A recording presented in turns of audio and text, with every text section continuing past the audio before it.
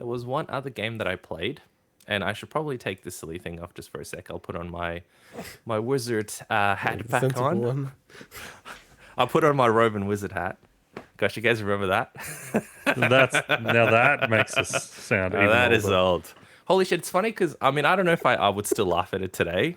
I know back then it was hilarious. Now, I don't know if I'd still laugh at something like that, but I probably would. Anyway, so in this week's Gamespresso, I take a look at another game that I picked up for the price of a coffee in Melbourne. And I'm gonna see if it was worth the price of admission. Was it worth the trade-off playing this game versus having a coffee? And this week's game is Elden, Path of the Forgotten. So it's available on Nintendo Switch, where I picked it, PC, PlayStation 4, and Xbox One, developed by One Red Games. Now, One Red Games is an Australian developer based here in Melbourne. And truth be told, I actually wouldn't mind reaching out to this person and seeing if maybe one day we can have him on the show. Well, you have better chat give this about a the glowing game. review then. Yeah, I know. No, You better be I'm across the objective. detail. I'm objective. I am objective. Mike. If a game is no bueno, it's no bueno. Okay, Mike. So this is your third Gamespresso segment. Yeah. And third in a row that Basically, is an that's Australian. I know. Yeah. Australian. What's going on? Was each game Had no idea. you had no idea it was Australian? made? Absolutely. How is that possible? Zero No, no, freaking how idea. is that How I is that swear possible? to God, I had absolutely zero freaking idea. Zero idea. The only way I found out that this was actually an Australian game is because of it was either in the intro or the credits where it comes up with that Victorian fund, whatever that thing is, that games fund. that we Actually, have. shit, are they all Victorian? Because last week's one was Victorian. Was it last week's one Victorian too? Yeah. Or Yeah. maybe they just get funding. Are they all from- Victorian as well? Shit. Maybe. Damn. That's Wow. Next week Okay, you'll well, be there you like, go. oh, this game I hadn't heard of called Crossy Road. Oh, this game I hadn't heard of called Untitled Goose Hey, Game. no, it's Hollow Knight. coincidence. Joyride. It's an absolute coincidence. Anyway, let me go back to the game.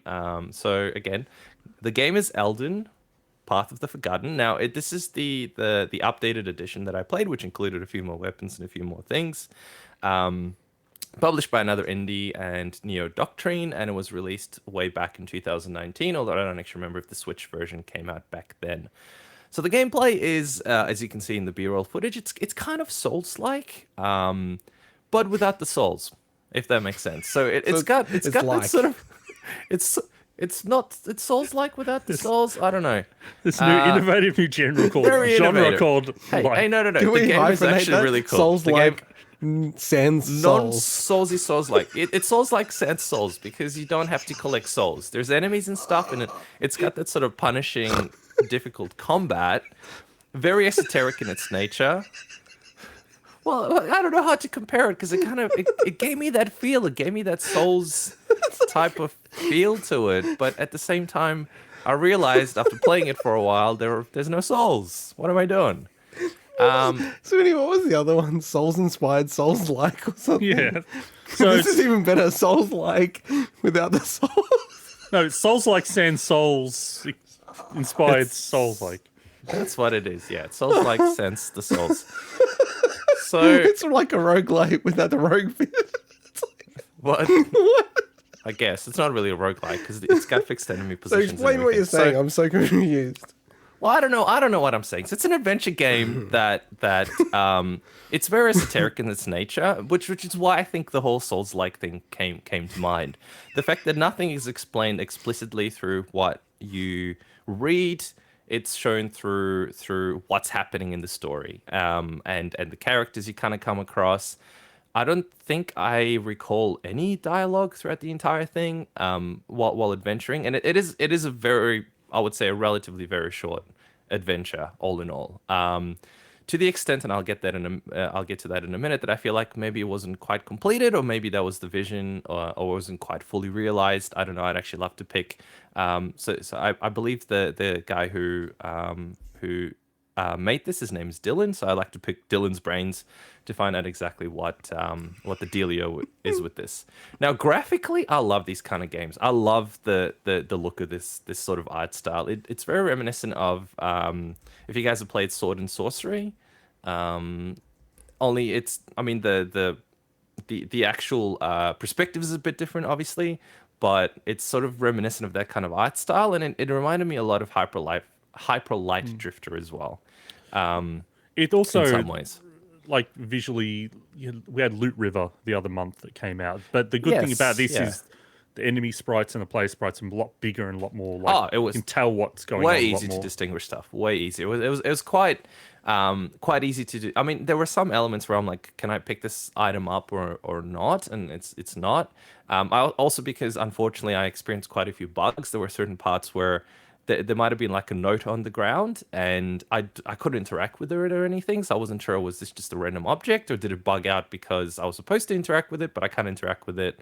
I wasn't quite sure. And there's a few times where I kind of went through the scenery where clearly I don't think I was supposed to go through because it's sort of multi-leveled. And there's a few times where I just kind of went straight through an object that I'm pretty sure I wasn't supposed to go through. But nevertheless, it played and looked really well. Sound was really cool. I really enjoyed the music in it. Again, it kind of was a bit reminiscent of Hyper Light Drifter, a little darker in its mood. But I love that kind of music. That I would call it, I guess, lo-fi.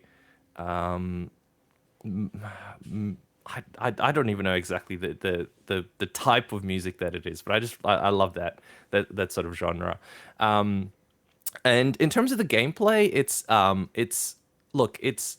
it was done by mostly, I think, one developer, but in the credits it does have a number of people. It's just, again, I don't know exactly who worked on it, but as far as I'm aware, it was mostly one person. So, huge credit to be able to get something like this done.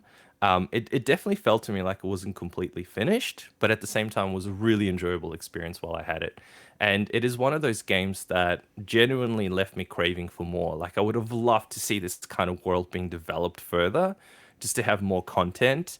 I know it obviously wasn't the vision of the game, but I would have loved to actually have more of a mix of dialogue. So more actually towards kind of a Dark Soulsy, don't tell me everything that's happening. I absolutely don't want that. And I get that it's really difficult for one or two people to be able to do that. But if you can at least have some textual dialogue from characters to be able to drive the narrative, I would have loved that.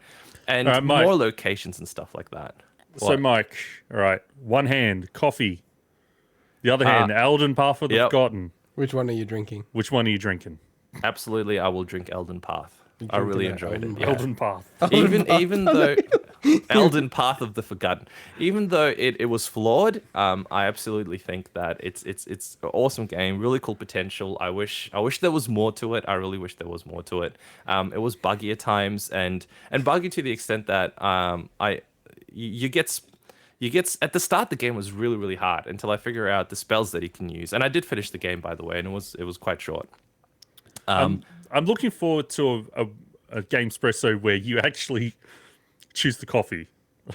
It will happen Yeah, eventually. It will happen, yeah. but the problem is these games are actually quite good. And honestly, for the price, it'd be insane to say no. I'd rather have a coffee than something like this because I really like this. So it's always going to be the game. It's not always going to be the game, no, because I might end up getting something that I think is really trashy and I will absolutely hate. But this game was not it. I really enjoyed this game. I think you have to probably I go hope out of there your will be way a sequel for something and like buy this. something you think is going to be trash to make that happen. Maybe, because but I try you're too not good to. you're too good at choosing games you know you'll probably like. that's Although because I will look at- say, Yeah, Death okay, Trap, whatever. not Death Trap, sorry, the Warlock of Flytop Mountain or whatever. I think that was a bit more out there. Like there's a good chance you couldn't have liked that game. That you know is what I mean? true. But that was also Australian, so maybe that biased me as well. You almost need to switch the format up or something. Like, how many coffees would you trade? You know what I mean? 'Cause Yeah, that's to a your fair point as point, well. you're too value based. So I feel like any game you're gonna say it's better than getting a coffee because you just drink the Maybe. coffee once or something. I know your Maybe. brain. Hey, but the whole point of this was I wasn't going to do a full. It was just supposed to be a really quick way to go. I bought a cheap game. Let me tell you about it. Should you go and buy it as well? I like throughout these 3 segments, we're seeing like the life, death, and concept of this whole segment on air come to And life. this is the last Gamespresso that I will do. Anyway, I would actually love to reach out to Dylan. Join his to- Discord and ask him. Yeah, maybe I'll ask him. Yeah, to find out more info about the game and find out if there's going to be a sequel or something. Because I would actually love. I just love something about that isometric style and something about that pixelated. I love I just love the way that feels graphically, and I love the kind of worlds you can create with Yeah. Hey, with Mike. that look. You know what else you love? Wait, Yeah, wait, Mark. wait. I just What? want to say before we move on. But like I just had this image in my head of What else I love? Dylan quoting Mike's review and writing quote Souls like without the souls. You can Sorry. take that. But yeah, like you should reach out to him, join his Discord. Yeah, we'll I have him will. on the I show. will. Cool. Back to you. Mike. Awesome. Yeah, so there is. You're right. There is something else that I love, and I feel like you're trying to get me onto